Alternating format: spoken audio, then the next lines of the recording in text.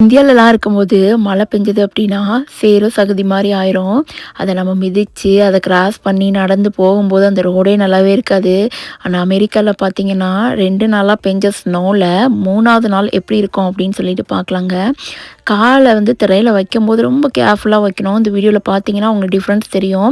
அந்த சைடு ஃபுல்லா ஸ்னோவால வழுக்குது. இந்த சைடு ரோடு இருக்கு. எது ரோடு, எது ஸ்னோனே தெரியாதுங்க. ரொம்ப கேர்ஃபுல்லா வைக்கணும். அமெரிக்கால எங்களோட டிஸ்ட்ரிக்ட் மிஷிகன் ட்ராய்ல வந்துட்டு நேத்து நைட்டு தான் வாய்ஸ் கால் வந்ததுங்க. நாளைக்கு லீவு அப்படின்னு சொல்லிட்டு. எதனால அப்படின்னு பார்த்தீங்கன்னா, டெம்பரேச்சர் ஒண்ணும் அவ்ளோ மைனஸ்ல கிடையாதுங்க. -4 டிகிரி மட்டும் தான்.